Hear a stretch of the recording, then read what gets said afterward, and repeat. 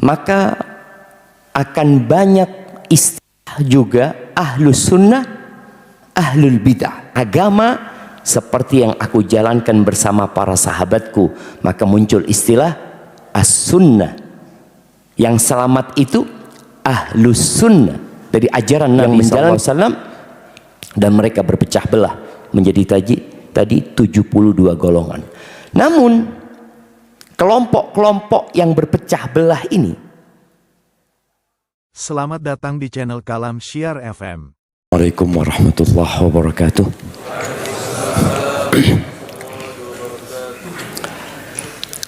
Alhamdulillah alladzi radda ilaina arwahana. Segala puji bagi Allah Jalla Jalaluh yang telah mengembalikan kepada kita arwah kita. Wa afana fi ajsadina, dan Allah memberikan afiah, nikmat sehat yang banyak manusia lupa untuk mensyukurinya. Ni'matani maghbunun fihima katsirun minan nas.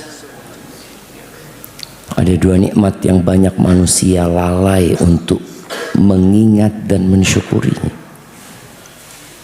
As-sihhatu wal faragh. Yang pertama adalah nikmat sehat. Yang kedua nikmat waktu luang.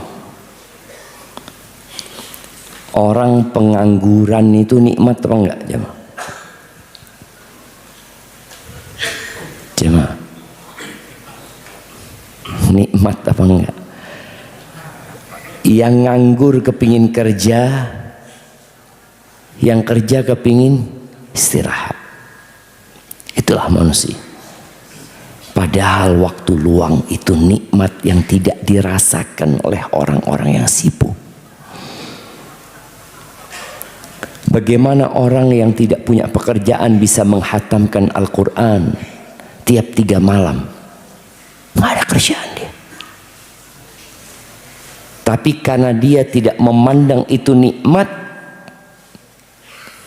maka 3 hari dia tidak bekerja, hilang begitu saja. Semoga Allah menolong kita, membantu kita untuk menjadi hamba-hamba yang pandai bersyukur. Dan nikmat yang paling agung, Allah memperkenankan bagi kita untuk mengingatnya. Meninggalkan rumah, menuju ke rumah Allah, salat subuh berjamaah, lalu duduk bersama, mendengarkan dan menyimak kajian. Ahibati fillah, tema kita pagi ini tentang Islam itu sunnah, sunnah itu Islam. Kebanyakan masyarakat mengenal sunnah itu sebagai ungkapan tentang perbuatan yang kalau dikerjakan mendapat pahala, yang kalau ditinggalkan nggak apa-apa katanya. Padahal kalau ditinggalkan rugi sebenarnya. Ini sunnah dengan makna mustahab, artinya sesuatu yang dianjurkan. Tapi ternyata ada sebuah istilah yang sudah dimaklumi di zaman para sahabat Nabi, di zaman para tabi'in, para tabi'ut tabi'in, yang maknanya bukan mustahab. Yang kemudian menjadi tema kita hari ini, Islam itu ya sunnah, sunnah itu ya Islam. Secara bahasa, sunnah itu artinya jalan atau sebuah ajaran. Kalau secara syariat, kita bicara sunnah Nabi SAW, yang sekarang mungkin banyak kita dengar istilah kajian sunnah. Kajian apa sih? Ini kajian sunnah. Maka yang dimaksud dengan sunnah adalah mengikuti apa yang datang dari Nabi Sallallahu Alaihi Wasallam, baik itu perintah dan meninggalkan yang dilarang Rasul Sallallahu Alaihi Wasallam. Yang ini mencakup semua lingkup agama, baik yang berkaitan dengan akidah, dengan tauhid, atau berkaitan dengan ibadah, atau berkaitan dengan muamalat, atau berkaitan dengan akhlak, dan juga mencakup yang berkaitan dengan kewajiban atau yang mustahab yang dianjurkan oleh Nabi SAW. Dan kita diperintahkan untuk meninggalkan yang haram, meninggalkan yang makruh. Itu kalau kita bicara sunnah dalam istilah generasi awal umat ini. Namun tatkala ilmu Islam telah terbentuk menjadi kekhususan, umpamanya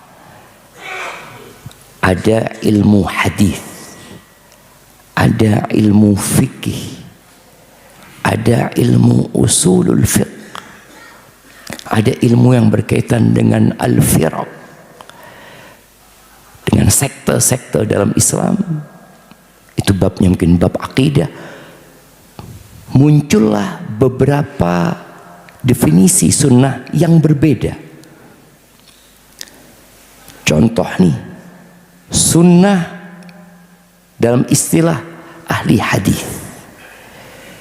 Mereka tatkala mengatakan sunnah dalam istilah al-Imam Bukhari umpamanya, dalam istilah al-Imam Muslim, maka yang dimaksud dengan sunnah adalah segala sesuatu yang disematkan, dinisbatkan kepada Nabi Muhammad SAW, baik itu ucapan atau perbuatan atau persetujuan, perkataan, perbuatan, persetujuan Nabi SAW. Persetujuan itu contohnya Khalid ibn Walid sempat makan dhab. Dhab itu apa dhab? Banyak diterjemahkan biawak, bukan.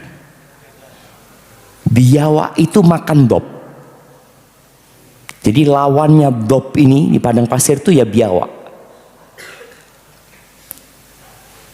Kalau biawak itu disebut warol, kadang sama orang. Dhab itu semacam iguana padang pasir. Makannya daun-daunan, ya, bunga, dan lubangnya menakutkan dhab itu. Nabi SAW mencontohkan, kalian akan mengikuti sanana man kana qablakum. Kalian akan mengikuti sunnah orang-orang sebelum kalian, jalan-jalan orang-orang sebelum kalian. Shibron bi shibrin, sejengkal sejengkal, dhira'an bi dhira'in. Kalian akan mengikuti sama persis, sampai kalau orang-orang itu masuk ke lubangnya dhab, kalian juga akan masuk. Al-Yahud wan Nasara, siapa yang kita akan ikuti? Bangsa Yahudi dan Nasrani. Kata Nabi SAW, siapa lagi? Ya mereka itu sudah. Khalid ibn Walid pernah makam dhab. Di rumah Nabi SAW disuguhkan dhab. Dikasih tahu sama ahlul bait, mengatakan kasih tahu Nabi SAW itu yang disuguhkan dhab.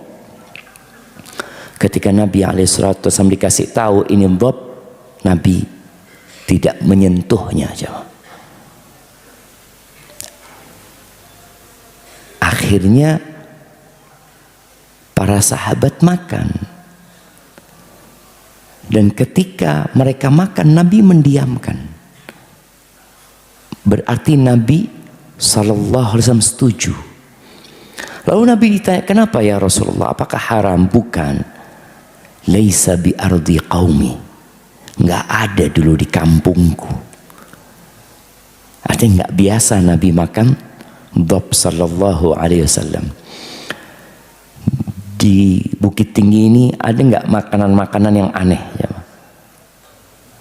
Nggak ada. Dadiah, semua makan dadiah. Hah? Sebagian kan enggak kan? Tapi bukan berarti dia haram gitu kan.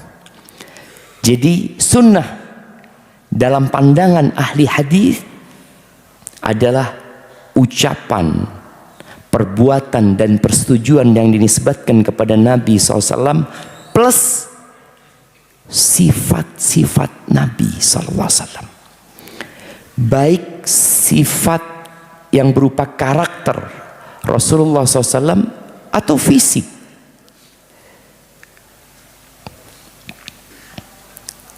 Nabi SAW makan kambing. Apakah makan kambing sunnah? Sunnah makan kambing nih. Kenapa? Nabi SAW makan. Tapi dilihat, kalau kita bicara sunnah dari kalangan muhaddithin, oh benar, Rasulullah SAW pernah mengkonsumsi kambing. Tapi apakah hukumnya kemudian jadi dianjurkan kita mengkonsumsi kambing? Kalau ada teman nggak mau kambing, antum menyelisihi sunnah antum. Tidak. Karena ada perbuatan Nabi SAW yang merupakan tabiat beliau sebagai manusia saja, bukan sebagai sesuatu yang dianjurkan Nabi SAW. Nabi makan kambing, Nabi makan ayam sallallahu alaihi wasallam. Nabi makan apa lagi? Onta. Berbagai macam makanan dikonsumsi Nabi sallallahu alaihi wasallam, tapi Nabi nggak mau makan dhab. Jadi makan dhab itu sunnah nggak? Ya mah. Kalau berbicara Nabi setuju, oh berarti masuk dalam kategori sunnah dalam istilah ahli hadis. Artinya Nabi menyetujui makan dhab. Apa hukum yang makan dhab? Dibahas lagi nanti. Karena kita bicara bahwasanya bab sunnah ini luas sekali jemaah. Namun ketika kita berbicara tentang akhlak Nabi Sallallahu Alaihi Wasallam secara umum, maka nanti kita akan mendapati yang kita diperintahkan untuk mencontohnya. Nabi SAW rambutnya panjang. Apakah termasuk sunnah memanjangkan rambut? Ada orang rambutnya panjang, sunnah, jenggotnya dipotong. Yang mana yang sunnah gitu? Yang rambut, jenggot dipotong, rambut dipanjangin. Lalu dia mengatakan itu sunnah. Kalau kita bicara istilah muhadithin, ya akan masuk ke dalam istilah sunnah. Karena disebutkan perbuatan Nabi SAW, Nabi rambutnya panjang. Tapi apakah itu termasuk yang dianjurkan oleh Nabi SAW? Enggak. Apakah Nabi pernah menyuruh para sahabat memanjangkan rambutnya? Yang ada Nabi merintahkan para sahabat untuk membiarkan jenggotnya alaihi salatu wassalam. Tapi pakai gamis. Gamis nih. Apakah termasuk sunnah? Artinya sunnah maknanya dianjurkan. Atau kembali kepada budaya di setiap daerah, karena pada waktu itu ya para sahabat pakai gamis, orang munafik pakai gamis, orang musyrikin pakai gamis, pakai jubah seperti ini. Itu memang pakaian masyarakat yang ada di situ. Surban umpamanya, apakah menggunakan surban itu sunnah? Atau yang sunnah itu menutup kepala? Maka ini jadi pembahasan para ulama. Kalau kita lihat sekarang di kota Madinah yang pernah umroh, kebanyakan orang Arab penutup kepalanya sudah ganti, tidak lagi yang diikat. Tapi kalau kita pindah ke Yaman, oh mereka masih pakai yang diikat. Kita pindah ke Sudan, oh ada lagi tutup kepala mereka, beda lagi model-modelnya jemaah.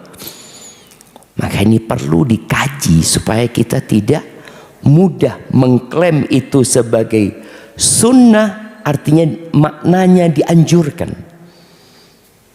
Atau kita maknai sunnah, oh itu dilakukan oleh Nabi SAW.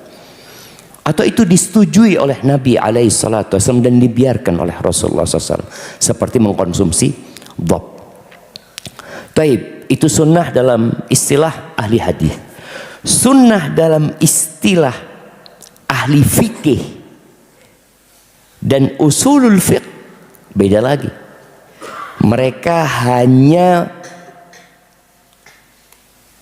memasukkan ke sunnah itu apa saja yang disematkan kepada Nabi alaihi salatu wassalam dari ucapan, perbuatan dan persetujuan.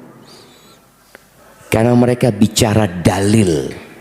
Ada dalil dari Al-Quran, ada dalil dari sunnah. Jadi itu yang dimaksud dengan sunnah dalam istilah ahli hadis dan ahli fikih. Walaupun muncul tadi istilah baru, sunnah maknanya dianjurkan. Tapi kemudian ada sunnah yang bermakna lawan dari bid'ah. Ini sunnah, ini bid'ah. Berarti sunnah di sini bukan bermakna sunnah dianjurkan. Tidak, tapi inilah jalannya Rasul SAW. Inilah yang dicontohkan. Inilah ajaran yang disampaikan oleh Nabi alaihi salatu wasallam kepada para sahabatnya, dipraktekkan oleh mereka, kemudian dilanjutkan oleh tabi'in, tabi'ut tabi'in. Maka dikatakan itu sunnah. Makanya kalau kita melihat kitab-kitab yang ditulis oleh ulama-ulama terdahulu, maka sunnah itu mencakup hukum yang dianjurkan, hukum wajib, hukum amalan-amalan yang kalau orang menyelisihinya bisa keluar dari Islam karena menyimpang dari sunnah. Seperti contohnya kitabnya Ibn Abi Asim. Beliau punya kitab judulnya Kitab As-Sunnah. Imam Ahmad juga memiliki kitab judulnya As-Sunnah. Al-Marwazi juga memiliki kitab judulnya As-Sunnah yang mencakup masalah-masalah tauhid di sana. Kemudian ada sunnah satu lagi. Lawannya apa? Yang tahu anak kasih hadiah. Nah, khurafat, dekat dari khurafat, bukan? Bid'ah sudah disebutkan barusan. Syubhat, bukan? Syirik, tidak.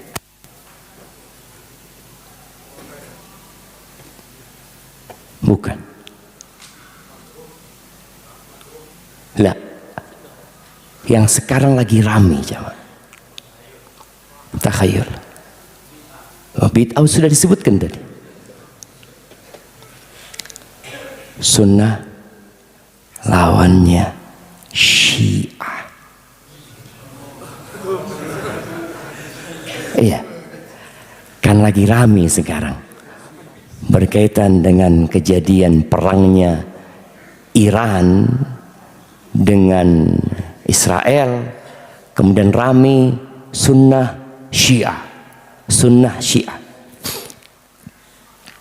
Ketika kita bicara sunnah lawannya bid'ah, maka akan banyak istilah juga ahlus sunnah, ahlul bid'ah.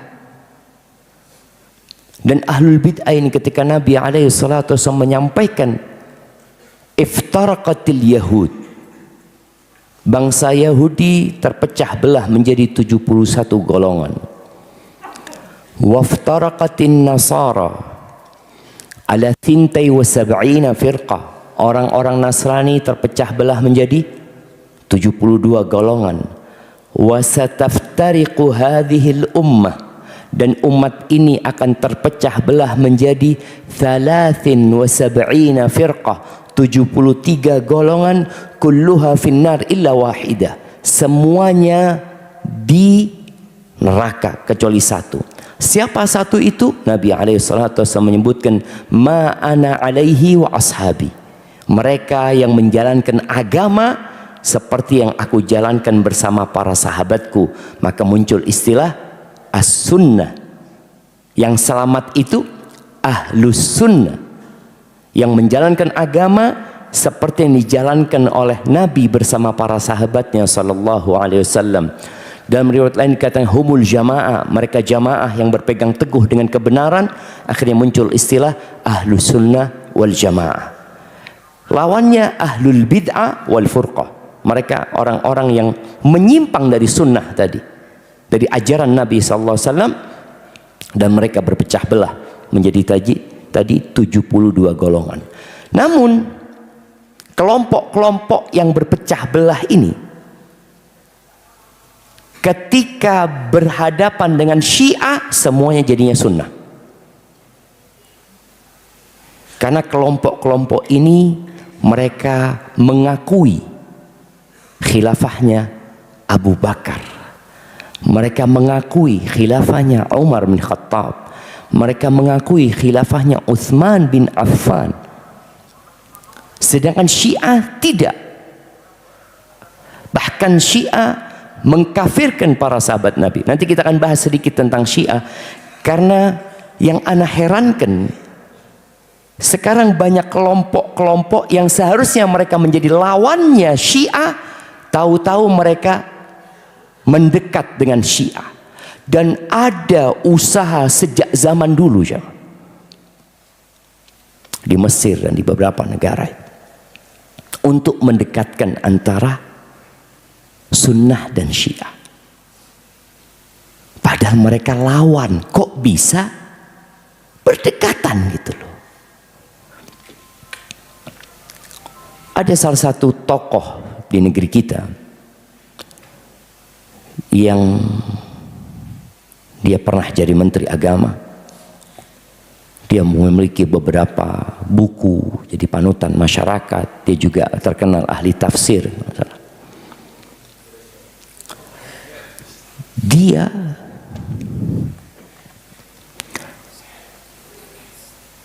ketahuan kalau ternyata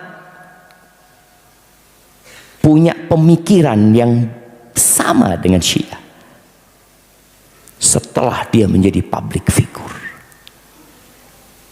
Saat dia mengarang buku judulnya Sunnah dan Syiah Bergandengan Tangan,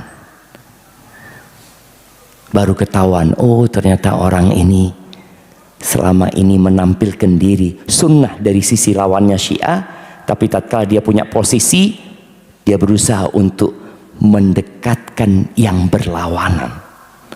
Mana mungkin jamaah air bertemu dengan minyak? Ya bertemu mungkin, tapi dia nggak menyatu. Maka hendaklah kita tahu apa itu sunnah dan apa itu Syiah. Dan Mungkin kita akan mendengar ungkapan Syiah kan macam-macam Ustaz, nggak satu macam. Sahih. Jadi Syiah ini bermula dari hanya mengagungkan, memuliakan Ali dari Uthman. Mereka mengatakan Ali lebih utama dari Uthman, tidak lebih utama dari Abu Bakar dan Umar. Kemudian berkembang lagi, Ali lebih utama dari yang tiga. Kemudian berkembang lagi akidah Syiah ini sampai mereka beranggapan bahwa tiga orang itu merampok kekhilafaan dari Ali bin Abi Thalib. Berkembang lagi bahwasanya mereka sahabat Nabi semuanya kafir. Berkembang lagi mereka punya imam 12 yang tidak mengakui imam mereka kafir. Dan Syiah yang ada di Iran yang ini. Jadi kalau kita sekarang mendengar kalimat Syiah, maka yang dimaksud Syiahnya Iran. Dan mereka Syiah Ithna Asyariyah, Syiah Imamiyah, Syiah Ja'fariyah, yang mengkafirkan semua yang tidak sama dengan mereka. Lalu tahu-tahu kita mau dekat sama mereka. Loh, mereka kan bela Islam. Perang ini Ustaz. Enggak, mereka bela negara mereka. Biasa. Orang itu negaranya diganggu, ya dia bela. Maka antum baca sejarah. Sejarah yang baru saja ketika Gaza diserang oleh Israel. Apakah kemudian Iran mengirim rudal-rudalnya ke Israel? Enggak. Tapi ketika yang diganggu Iran, maka Iran bela diri. Jadi mereka sedang membela negara mereka, dan mereka sama sekali tidak mewakili umat Islam yang mereka adalah ahlu sunnah dan mereka adalah Syiah. Baik, ahibati fillah. Al-Imam Al-Barbahari dalam kitabnya Syarhus Sunnah, dia menyebutkan i'lamu. Jadi tatkala banyak sekali penyimpangan dalam agama ini, karena Nabi SAW menyebutkan tadi umat Islam akan berpecah belah menjadi 73 golongan, dan semua golongan mengaku dia yang benar. Terus bagaimana kita mengetahui yang benar itu mana? Al-Imam Barbahari mengatakan i'lamu annal islama huwa sunnah wa sunnah hiyal islam. Beliau mengatakan ketahuilah bahwa Islam ya sunnah, sunnah ya Islam. Wala yaqumu ahaduhuma illa bil akhar. Enggak mungkin satunya berdiri tanpa ada satunya. Islam dan sunnah ini jalan bergandengan tangan. Bagaimana kita memahami Al-Quran? Oh, saya hanya akan berpegang teguh dengan Al-Quran. Di Al-Quran nggak pernah disebutkan sholat zuhur 4 rakaat. Di ayat mana kita dapatin sholat subuh 2 rakaat? Di surat mana kita akan dapatin bahwa saya sholat itu ada 2 sujud, kemudian ada duduk di antara 2 sujud? Di mana?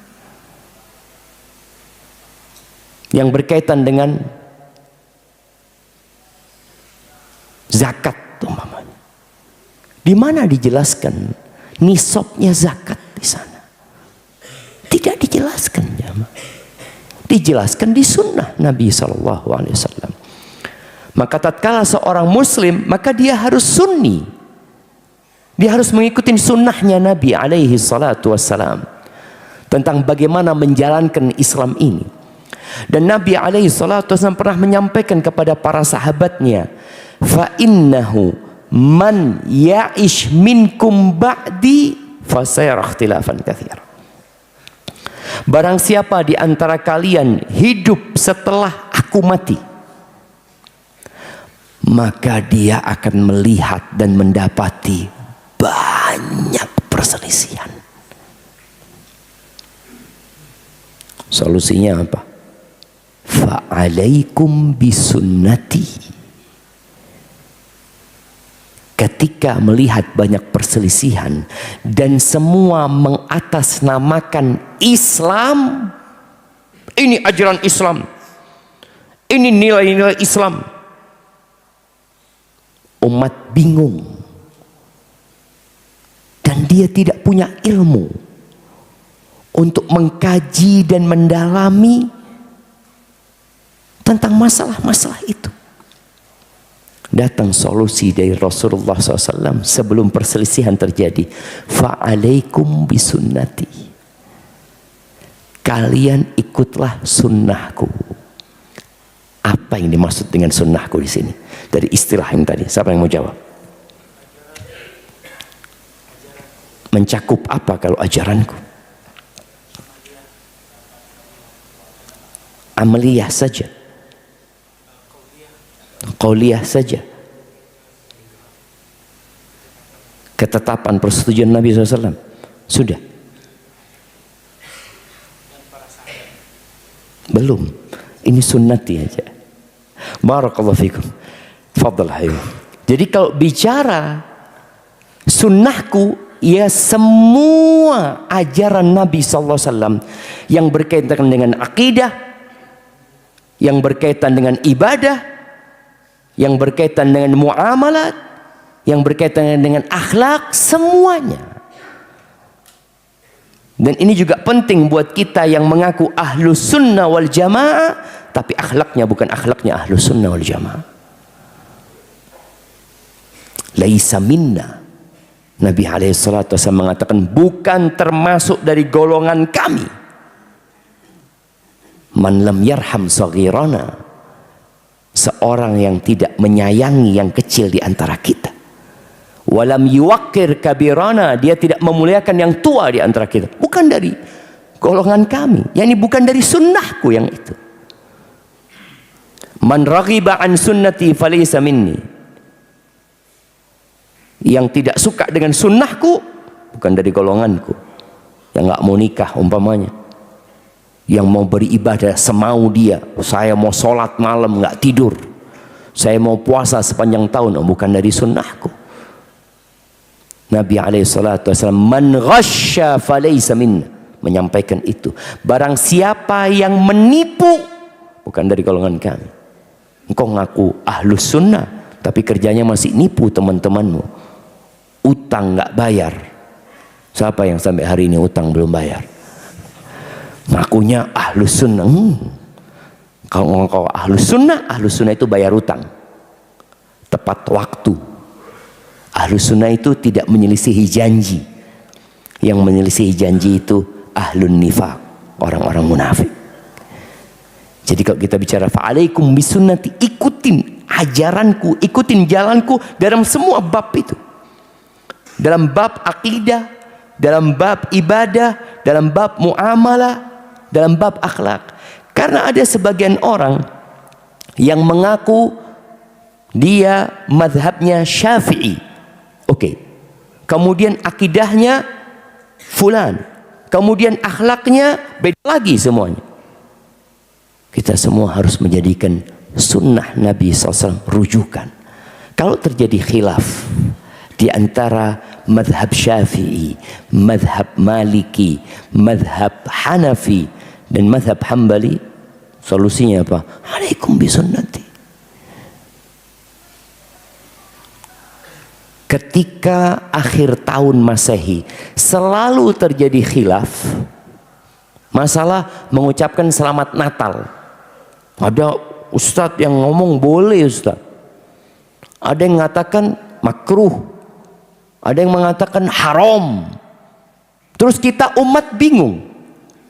Fa'alaikum bisunnati. Di zaman Nabi Muhammad SAW sudah ada tidak orang Nasrani? Sudah ada tidak orang Yahudi? Kok tahu-tahu muncul sebagian orang mengatakan umat Islam Indonesia umat yang paling toleransi? Engkau nggak lihat orang yang paling toleransi adalah Nabi Muhammad SAW.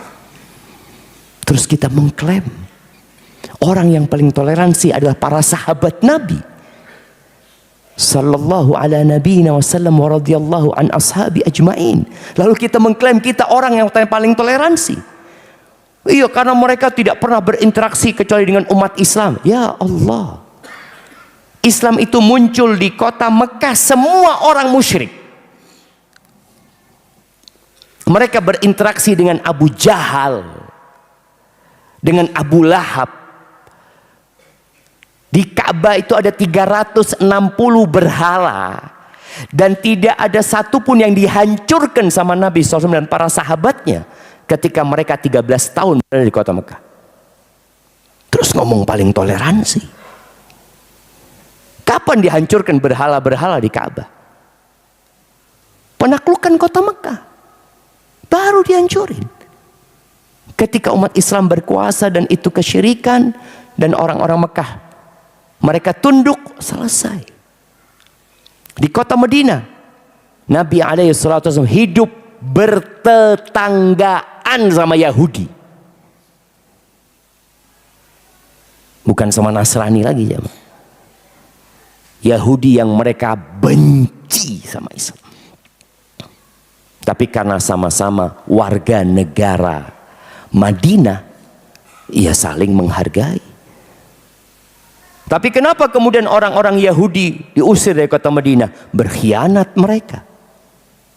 Di negeri kita pun kalau ada pengkhianat-pengkhianat, kita akan usir. Itu yang terjadi. Jadi jangan sampai ada klaim merasa kita yang paling Islami ketika kita tidak mengikuti sunnah Nabi SAW. Maka tatkala terjadi perselisihan, ikutin sunnahku. Bagaimana Nabi bermuamalah sama Yahudi, bagaimana Nabi bertetanggaan dengan Nasrani, bagaimana para sahabat ketika hidup di Palestina. Itulah sunnah. Fa'alaikum bisunnati wa sunnatil khulafa'ir rasyidin al-mahdiyyin min ba'di. Kalian berpegang teguhlah dengan sunnah para khalifah-khalifah yang mendapatkan petunjuk setelah aku. Tamassaku biha.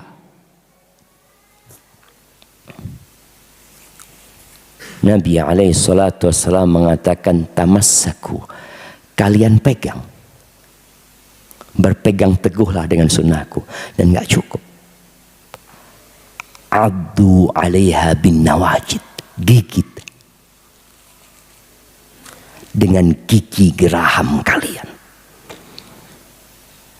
Kalau kita hanya pegang, kadangkala ada yang narik jamaah, lepas dari tangan kita. Tapi kalau kita pegang dan kita gigit, maka sunnah itu tidak akan lepas kecuali nyawa kita yang lepas. Wa iyyakum wa muhdatsatil umur. Dan hindari, jauhi perkara-perkara yang baru dalam urusan agama ini, yang tidak ada landasannya dari Al-Quran, tidak ada landasannya dari sunnah, tidak ada contohnya dari Nabi dan para sahabatnya dalam urusan agama. Fa inna kulla muhdatsatin bid'ah. Karena semua hal-hal yang baru tadi dalam urusan agama yang tidak ada landasannya dari Al-Quran dan Sunnah itu bid'ah. Wa kullu bid'atin dhalalah. Dan semua yang disebut bid'ah itu sesat. Sesat. Itu mic yang dipakai Ustaz. Tap. Bid'ah. Sahih. Bid'ah dalam bahasa. Artinya sesuatu yang baru dalam bahasa. Tapi nggak ada hubungannya sama agama ini. Orang Yahudi pakai tape nggak? Pakai. Yang bikin juga mereka. Mic ini yang pakai orang kafir pakai nggak? Pakai. Ini nggak ada urusannya sama agama. Ini urusannya hanya perantara untuk menyampaikan suara. Ini untuk menampilkan banyak aplikasi di dalamnya. Pakai tasbih. Pakai tasbih bid'ah apa sunnah? Ana izin minum dulu.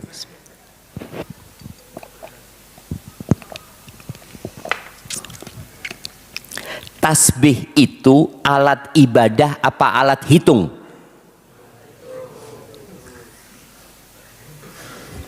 Kalau antum bilang alat ibadah, maka jadinya bid'ah. Tapi kalau alat hitung, ya boleh aja. Tapi sunnahnya ngitung, nah di sini. Sunnahnya menghitung pakai jari-jari. Tapi menggunakan alat hitung yang lain, nggak apa-apa. Khususnya kalau antum mau menghitung yang banyak. Sholawat kepada Nabi SAW, ana mau sholawat Ustaz hari Jumat 1000 kali. Boleh apa enggak? Sunnah apa bid'ah sholawat 1000 kali?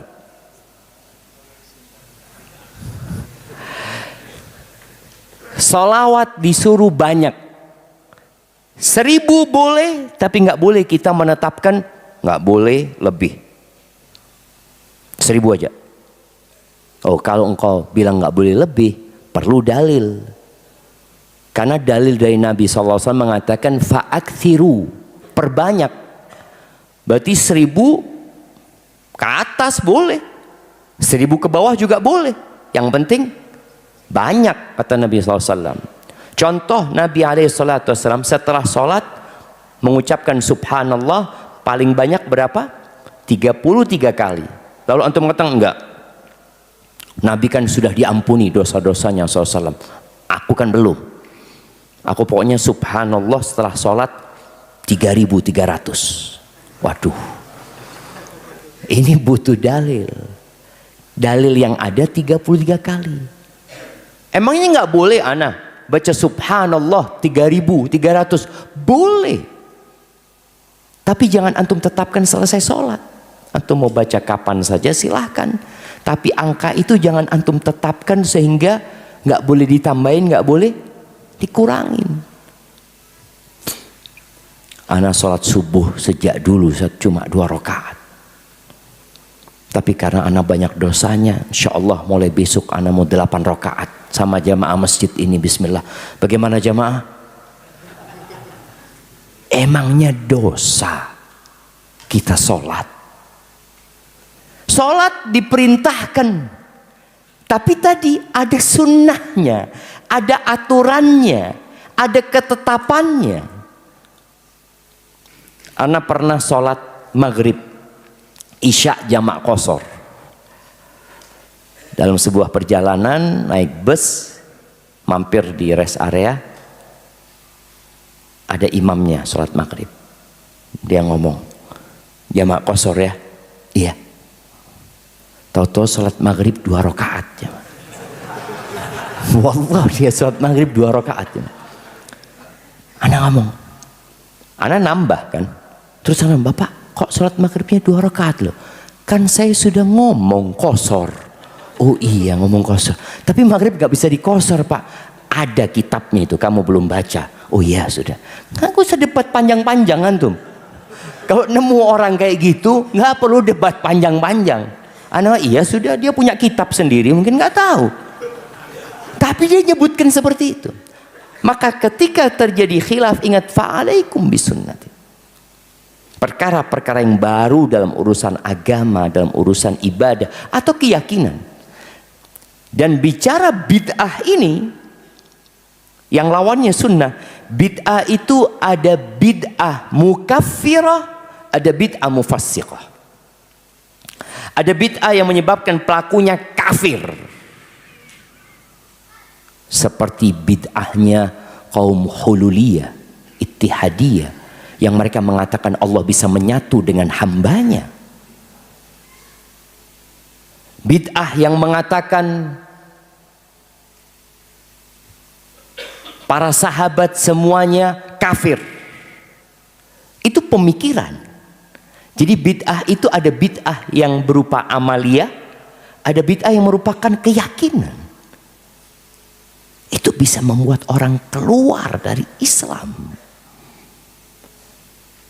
Ada bid'ah yang menyebabkan pelakunya enggak sampai kafir, cuma dia ya fasik saja. Khawarij. Khawarij itu memiliki bid'ah mengkafirkan Ali bin Abi Thalib, kemudian memerangi Ali bin Abi Thalib, dan dia membunuh siapa saja yang tidak sepaham dengan mereka. Orang-orang kafir mereka biarkan. Sebagian ulama mengatakan mereka kafir, sebagian mengatakan tidak. Ali bin Abi Thalib ketika ditanya, akufarun haula, apakah orang-orang Khawarij itu kafir? Ali bin Abi Thalib mengatakan radhiyallahu anhu, minal kufri farru, mereka sejatinya orang-orang yang sedang melarikan diri dari kekufuran, menyimpang tapi Ali tidak menghukumi mereka sebagai kafir. Jadi kita nggak boleh bermudah-mudahan menghukumi orang kafir. Kembalikan kepada para ulama. Ada hukum yang secara umum. Baik. Bicara perintah Nabi SAW untuk berpegang teguh dengan sunnahnya, dan ternyata berpegang teguh dengan sunnah yang artinya ajaran Nabi Muhammad SAW secara keseluruhan itu nggak mudah. Nabi SAW mengatakan, innal islama bada'a ghariban fasayaudu ghariban kama bada. Islam ini dimulai dengan keasingan, aneh, dan akan kembali seperti awalnya, asing. Fatuba lil ghuraba, maka sebuah keberuntungan. Tuba itu juga disebutkan pohon di surga Allah Azza wa Jalla buat orang-orang yang asing. Tatkala kita melihat umat Islam secara keseluruhan, umat Islam ini asing di tengah orang-orang kafir. Umat Islam asing di tengah orang-orang kafir. Ketika ada seorang wanita yang berjilbab di tengah orang-orang kafir yang di situ mereka tidak pernah mengenal Islam, maka dianggap aneh. Apaan ini?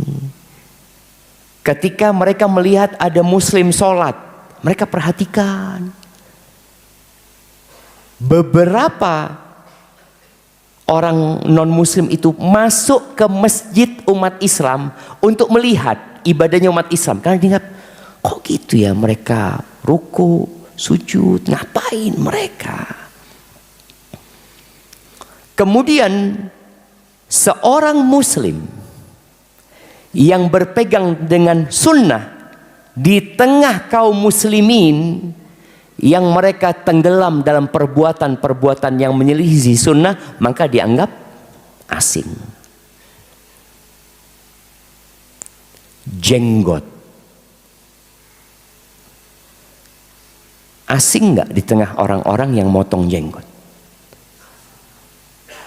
Ya Allah jamaah, kita di pesantren dulu, pesantren kita nggak kenal sunnah. Ya pesantren Islam secara umumnya, itu ada salah satu ustadz kita yang punya jenggot.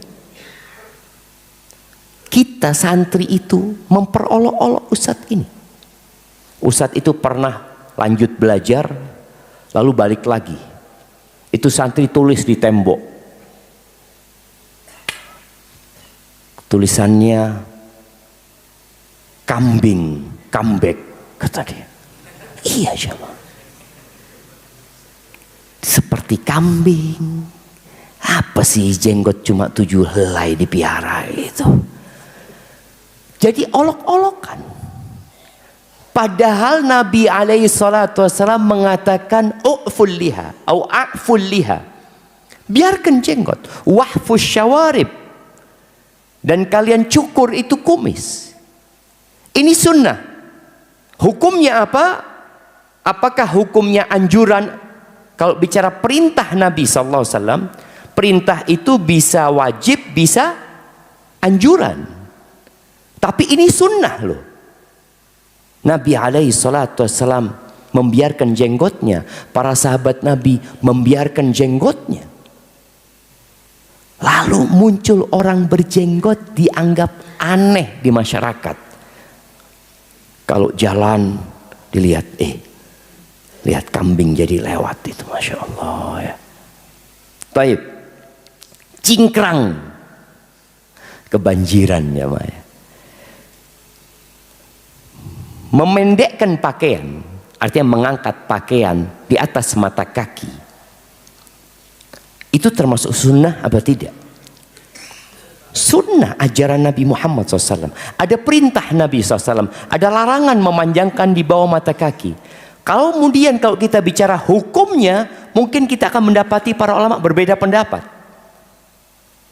Ada yang mengatakan memanjangkan pakaian di bawah mata kaki itu haram dan diancam neraka.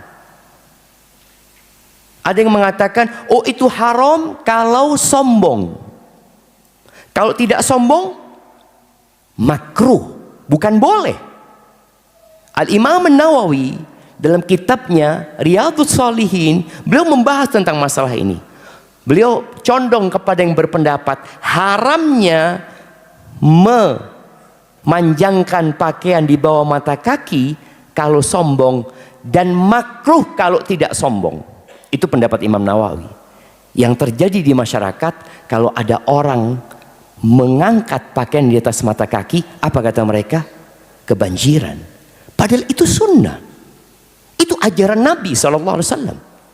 Kemudian kita mengatakan kebanjiran, kainnya kurang, berarti ada kesombongan di diri orang ini.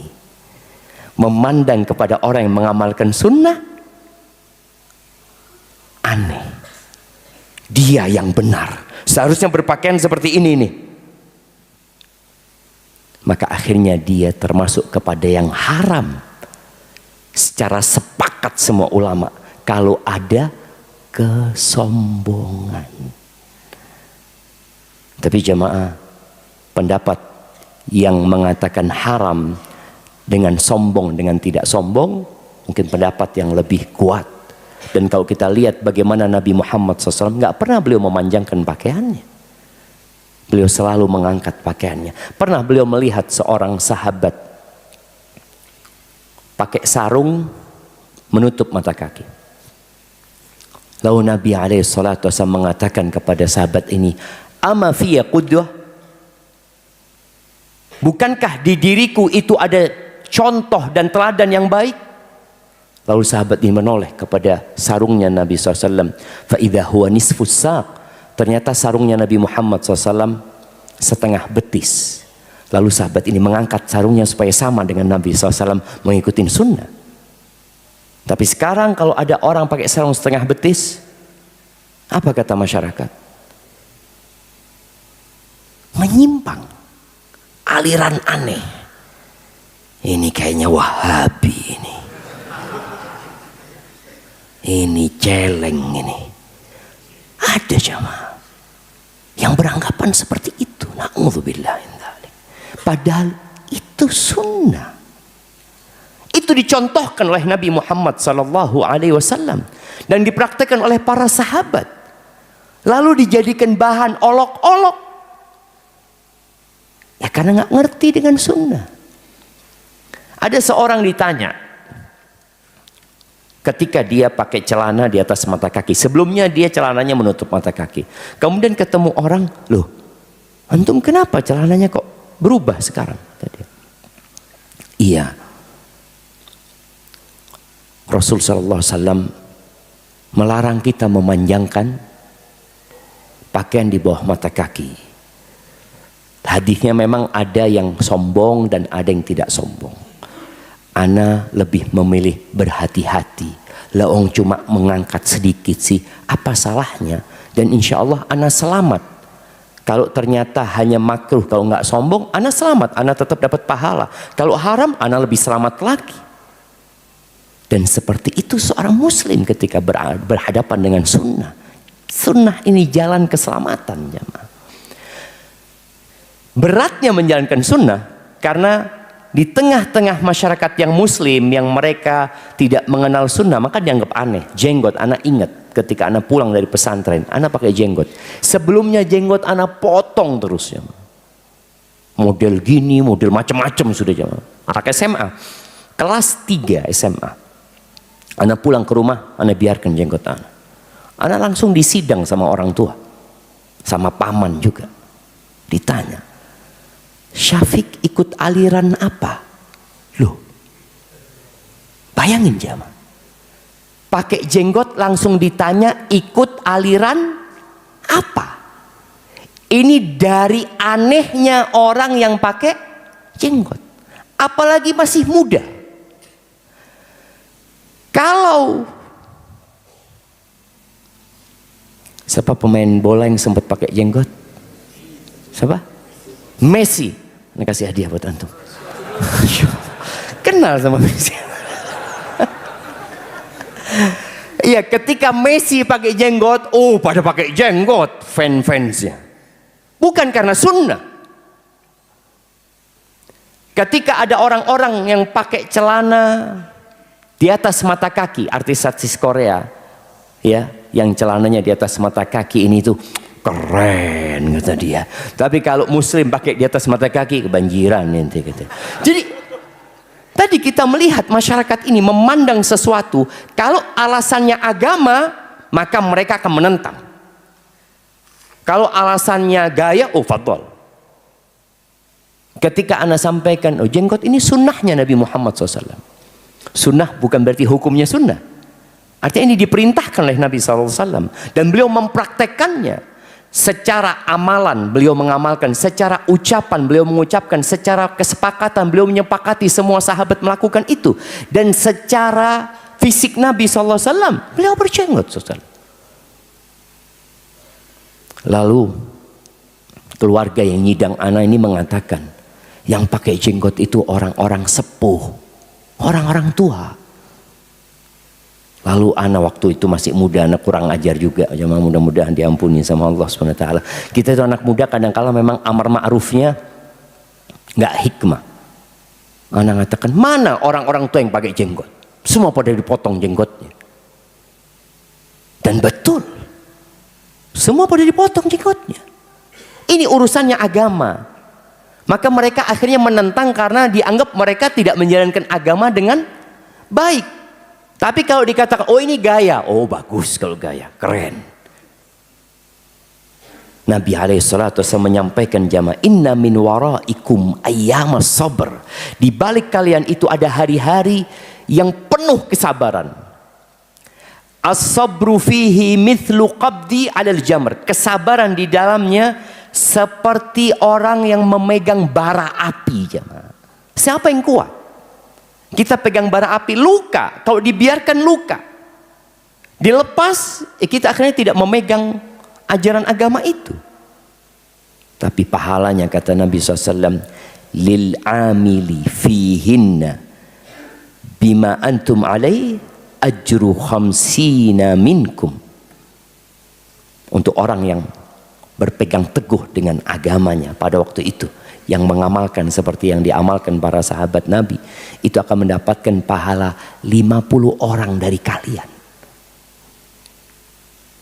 Kata para sahabat Nabi SAW, awaminhum ya Rasulullah, bukan 50 dari mereka, bukan dari kalian. Karena pada masa Nabi Muhammad SAW bersama para sahabatnya, memegang sunnah itu mudah. Karena semuanya pada menjalankan sunnah. Nabi imamnya menjalankan sunnah SAW. Ada Abu Bakar, ada Umar, lingkungannya semua menjalankan sunnah. Jadi nggak ada yang aneh. Contoh perempuan sekarang, mereka pakai jilbab besar. Dan kalau kita melihat perjalanan jilbab ini, ana bersyukur sama Allah Subhanahu wa taala. Kalau antum melihat foto-foto kiai-kiai, buya, tuan guru ya, ulama sebelum kemerdekaan di masa Belanda itu, banyak di antara mereka nggak pakai kerudung. Kalaupun pakai kerudung itu hanya sekedar kain yang ditaruh di atas kepalanya. Kemudian setelah itu berkembang jadi jilbab yang menutup rambut. Ana mengikuti bagaimana perubahan di ibu ana. Yang awalnya tidak pakai jilbab, kemudian pakai jilbab yang rambutnya ditutupin, tapi antingnya masih kelihatan. Nah, ada proses itu. Kemudian muncul kerudungnya Mbak Tutut. Iya. Selendang aja yang rambutnya masih kelihatan seperti itu. Terus sampai akhirnya muncul kerudung segitiga yang mulai orang itu menutup walaupun masih kecil ya. Kemudian sampai besar. Alhamdulillah. Kemudian ada yang pakai cadar. Ana pernah bertemu dengan salah satu mu'allaf ya. Yang kemudian dia jadi da'i. Dia umroh bersama suaminya. Ana pada waktu itu yang mendampingin. Ketika kita ziarah ke kota Madinah, dia ngomong, apa ini? Kok orang-orang di sini pada pakai cadar? Ajaran siapa cadar itu? Waduh, Ana ngomong. Ana sampaikan, afwan ustadzah, Ana sampaikan. Istri-istri Nabi Muhammad SAW semuanya pakai cadar. Hah, betul. Iya. Istri-istri para sahabat Nabi kebanyakan pada pakai cadar mereka. Baru dia ngerti. Sekelas dia yang sudah belajar agama pada nggak ngerti. Makanya tatkala muncul cadar, apa kata orang-orang? Ninja. Ninja. Terus sampai kemudian ada yang memviralkan cadar ini jamaah. Siapa yang memviralkan cadar? Anda kasih hadiah yang tahu. Revolusi jilbab di Indonesia itu yang disebut revolusi oleh sebagian penulis itu tahun 89-90. Mulai kita tahu anak-anak yang pakai jilbab biasa di SMA itu dikeluarkan sama sekolah. Sampai ada 300 siswi dikeluarkan jemaah. Gara-gara pakai jilbab. Ini menunjukkan tadi Islam ini dimulai dengan keanehan dan akan kembali aneh. Karena kok tahu ada yang pakai jilbab di kelas ini? Padahal presidennya muslim. Menteri pendidikannya pada saat itu muslim.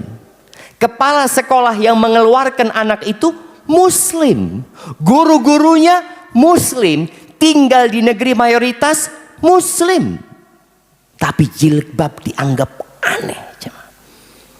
Kemudian sampai ke cadar. Alhamdulillah sekarang kita melihat cadar mulai biasa. Ada yang membuat cadar itu kemudian agak lumrah jemaah. Nggak tahu antum. Ana ingin menyampaikan bahwasanya novel itu termasuk yang menyebarkan pemikiran dengan halus jemaah. Baik itu pemikiran yang benar atau pemikiran yang menyimpang, cerita. Kemudian ada sebuah novel, judulnya Ayat-Ayat Cinta. Iya betul. Yang kemudian jadi film kemudian atau apa, seperti itu. Yang kemudian ditampakkan, oh ternyata nggak ada masalah cadar itu, seperti itu. Sampai ada di beberapa daerah, ada satu daerah yang di sana banyak yang pakai cadar jamaah. Gangnya dikenal dengan gang ayat-ayat cinta. Karena mereka masyarakat nonton gitu loh. Yang benar-benar Al-Quran, Sunnah Nabi SAW nggak dibaca, yang ditonton seperti itu.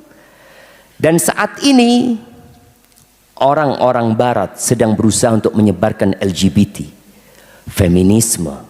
Dari mana? Dari film-film Hollywood. Di film-film Hollywood itu sudah mulai muncul, ada yang laki suka sama laki, perempuan sama perempuan ya. Yang penontonnya itu dibikin hanyut jemaah dalam cerita tersebut. Jadi ingat, berpegang teguh dengan sunnah itu membutuhkan perjuangan jemaah. Tapi itulah kebenaran yang insya Allah kita akan berjumpa dengan Nabi alaihi salatu wassalam di telaganya. Yang terakhir, Ana ingin menyebutkan tentang Syiah. Syiah, Imamiyah, Ja'fariyah, Ithna Asyariyah yang dianut oleh Iran pada saat ini, mereka memiliki keyakinan namanya imamah. Mereka meyakini imam yang 12, dan mereka meyakini bahwa imam mereka itu dapat wahyu. Bahkan imam mereka itu derajatnya lebih tinggi dari para nabi. Di kitab mereka,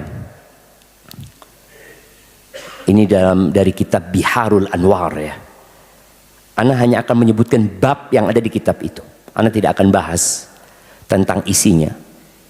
Ada bab yang judulnya bab annahum a'lam minal anbiya. Bab berkaitan bahwasanya para imam 12 itu lebih berilmu daripada para nabi. Wa fihi 13 haditsan. Dalam bab ini ada 13 hadis. Jadi mereka bikin hadisnya. Bahwasanya imam mereka lebih berilmu daripada para nabi. Kemudian bab tafdilihim 'alal anbiya. Bab mereka lebih utama dari para nabi wa 'ala jami'il khalq. Dan dari semua makhluk yang ada. Wa akhdhi mitsaqihim anhum wa 'anil malaika wa an sa'iril khalq. Dan bahwasanya telah diambil perjanjian mereka menjadi imam agar para malaikat dan semua itu mengikuti imam itu. Wa anna ulil azmi, bahwasanya ulul azmi minar rusul. Siapa ulul azmi minar rusul? Nabi Ibrahim, Nabi Musa, Nabi Isa, Nabi Muhammad, Nabi Nuh. Masya Allah, kasihkan hadiahnya. Masya Allah, barakallahu fikum. Nah, dan disebutkan ulul azmi itu Nabi Nuh, Nabi Ibrahim, Nabi Musa, Nabi Isa, Nabi Muhammad sallallahu alaihi wasallam. Mereka jadi ulul azmi karena mereka mencintai imam-imam yang 12. Imamnya ini belum ada. Ulul azmi itu sudah diambil perjanjian agar mereka taat dan patuh dengan imam yang 12. Kemudian bab anna du'a al-anbiya. Oh afwan, di bab tadi yang ana sebutkan wa fihi 88 haditsan. Di situ ada 88 hadis. Mereka bikin sendiri hadisnya. Enggak ada di kitab sunnah. Karena mereka menolak kitab-kitab sunnah. Kemudian bab bahwa doanya para nabi dikabulkan karena mereka bertawassul dengan para imam yang 12. Di situ ada 16 hadis. Bab annahum yaqdiruna ala ihya'il mauta, bahwa para imam yang 12 itu mereka bisa menghidupkan yang mati, menyembuhkan yang bisu, menyembuhkan yang kena penyakit kulit, wa jami' mu'jizatil anbiya, dan semua mukjizatnya para nabi itu ada di imam yang 12 mereka. Kemudian mereka masih banyak yang lainnya. Bab annal a'immah, bab bahwasanya para imam itu mereka mengetahui kapan mereka mati dan mereka tidak mati kecuali dengan pilihan mereka. Di situ ada 5 hadis yang menyebutkan tentang perkara itu. Ini berkaitan dengan imam dan kedudukannya itu rukun iman mereka. Berbeda dengan rukun imannya umat Islam atau bahkan rukun Islamnya mereka. Karena mereka mengeluarkan 2 kalimat syahadat dari rukun Islam mereka. Mereka memasukkan imam, syahadat mereka, asyhadu an la ilaha illallah wa asyhadu anna Muhammadar Rasulullah, dan mereka bersaksi bahwa Ali adalah waliullah dan dia benar-benar kekasih Allah sebenarnya, Ali bin Abi Thalib radhiyallahu taala anhu. Jadi mereka menghukumi ini. Syekh At-Tusi mengatakan wa daf'ul imamati kufrun, dan barang siapa yang menentang imamah ini, imam yang 12 itu, maka kufrun. Lalu dia mengatakan kama anna daf'an nubuwah kufrun, sebagaimana orang yang menolak kenabian itu kafir. Jadi yang menolak keimaman 12 itu mereka kafir, sebagaimana menolak kenabian kafir. Li'annal jahla bihima ala haddin wahid. Kebodohan dengan keduanya itu ya satu hal. Satu batasan yang sama. Kemudian mereka punya akidah namanya al-ismah. Mereka meyakini bahwa semua imam mereka itu maksum, tidak melakukan kesalahan. Kemudian mereka punya akidah namanya ar-raja'ah. Imam-imam mereka kelak di akhir zaman akan keluar dari kubur mereka, akan kembali hidup. Dan nanti ada proses di mana dikeluarkannya Abu Bakar dan Umar untuk disalib dan dirajam oleh mereka. Mereka punya akidah taqiyah. Ini yang menyebabkan umat Islam akhirnya ketika dibohongin untuk berdekatan dengan Syiah, akidah mereka namanya taqiyah.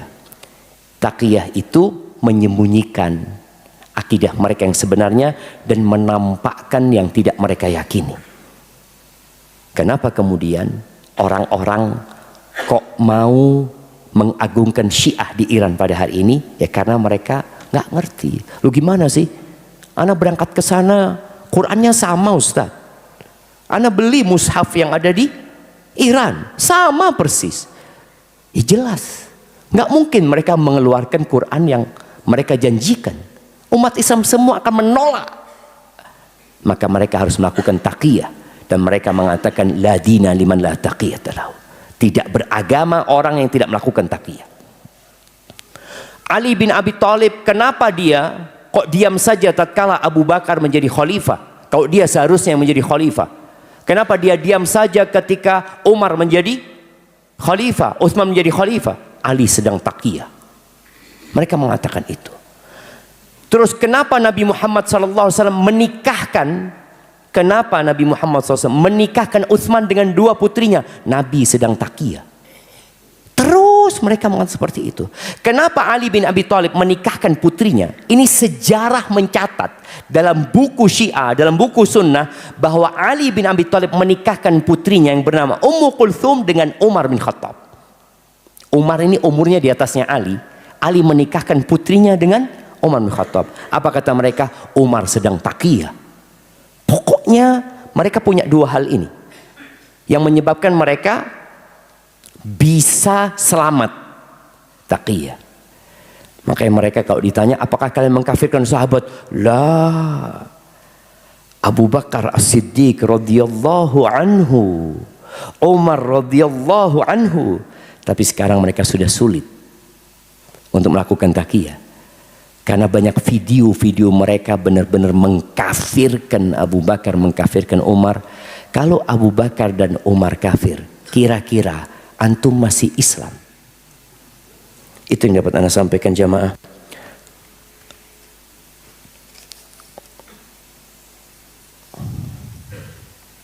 Assalamualaikum Ustaz, boleh katanya agama lewat AI?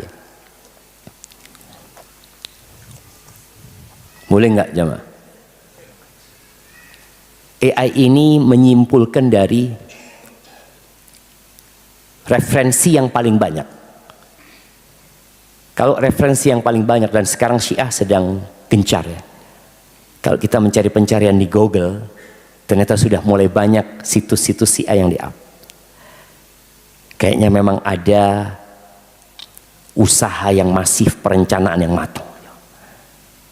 Sekarang kalau kita AI masih banyak lah jawaban-jawaban yang mirip, tapi ke depan kita nggak tahu. Makanya AI nggak bisa dijadikan rujukan. Rujukannya dilihat ini dari kitab mana, ini siapa yang berbicara. Karena AI mengambil dari berbagai macam sumber. Kalau sumbernya benar, insya Allah jawabannya benar. Kalau sumbernya salah, jawabannya akan salah. Setiap muslim itu harus belajar agama. Tapi nggak semua harus jadi ustadz. Tapi belajar agama semuanya harus. Bismillah, Ustaz izin bertanya. Ana izin minum dulu ya. Bismillah.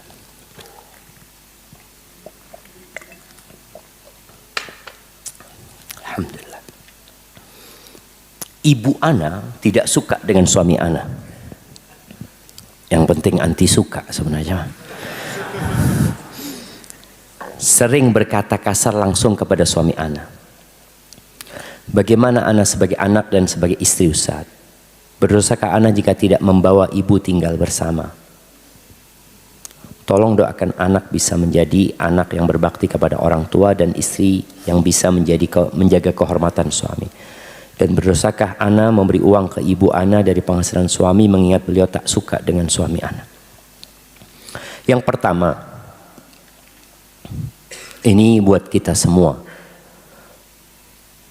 Kita itu wajib berbakti kepada orang tua kita dan bukan kepada mertua kita.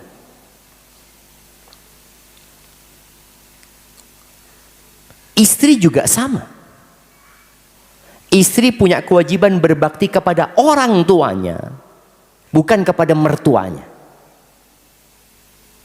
Allah Azza wa Jalla mengatakan wabil walidaini ihsana, dan kepada dua orang yang melahirkan ini ihsana, berbuat baik kepada keduanya, karena mereka punya jasa yang tidak tergantikan.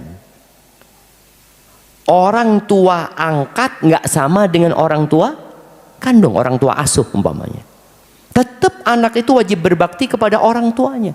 Tapi orang tua anak, Ustaz, meninggalkan anak dititipkan kepada bibi anak. Tetap kau punya kewajiban berbakti sama orang tuamu.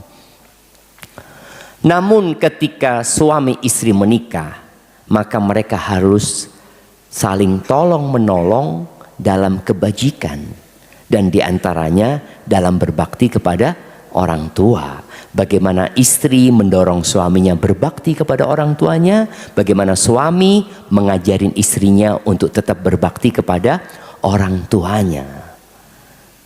Itu kewajiban dalam agama. Di sini ada pertanyaan tentang membawa ibu tinggal bersama suami. Itu butuh persetujuan dari suami. Kalau umpamanya ada yang mengatakan, Ustadz, ana ini harus merawat ibu, tapi suami ana tidak mengizinkan ana untuk membawa ibu ana, Ustadz. Pilihan ana apa? Ya izin sama suami. Bang, izinkan ana merawat ibu, abang silakan nikah lagi. Wah, antum ketawa, cocok Ustadz ini kayak seperti itu. Ini dalam kondisi tadi istri tetap mau jadi istri dan dia tetap mau berbakti sama ibunya. Yang kondisinya sang suami nggak mau dia bawa ibunya, enggak. Atau kondisi lain, ibunya dikontrakkan di sebelah rumah, didekatkan. Itu salah satu solusi. Tapi nggak harus ya suami itu menerima orang tua istri. Kalau suamimu menerima orang tuamu, maka terima kasihlah engkau. Karena itu bukan kewajiban dia. Dia berbuat baik. Hargai suamimu dengan kebaikannya dia. Maka kalau tadi suami tidak mengizinkan, ya, anti nggak berdosa tidak membawa ibu sebenarnya, tapi tetap harus berbakti. Berbaktinya caranya, ya mungkin ibu disuruh dekat tinggalnya, mungkin kalau punya rezeki berbagi sama ibu, mungkin dikasih pembantu ya. Tapi ketika seorang istri memberikan uang pemberian suaminya kepada istri, kepada ibunya, kalau sudah jadi milik istri bebas. Tapi kalau masih uangnya suami, harus izin sama suami. Maka istri yang seperti ini hendaklah dia menservis yang maksimal pada suami, sehingga suaminya akan memaklumi kekurangan ibunya. Barakallahu fikum. Hadza wallahu a'lam bissawab. Ini yang terakhir. Afwan Ustaz, apakah kita boleh melakukan investasi saham melalui digital Ustaz? Dan apakah boleh kita main saham? Terus apa hukumnya investasi saham Ustaz? Boleh, selama saham yang diperjualbelikan dari perusahaan yang halal dan akadnya jelas. Karena ada yang haram perusahaannya, yang akadnya tidak jelas, maka antum nanti perlu tanyakan kepada ustadz yang ngerti tentang urusan muamalat, ustadz ini sahamnya perusahaan ini, coba lihat perusahaan ini gimana. Kalau ternyata sahamnya bank riba, ya nggak boleh. Ini ada perusahaan bagus ustadz, tapi dia jualannya bir ustadz, ya, haram lah seperti itu. Nggak perlu tanya ustadz antum kalau ustadz. Jadi perlu berhati-hati. Dan buat teman-teman yang mau buka usaha dan usaha, jangan sampai dunia jadi ambisi kita. Antum akan capek, antum hanya akan menderita dan tidak mendapatkan manfaat apa-apa kecuali menghimpun harta, kemudian antum berbangga diri, lalu antum mati ditinggal semuanya.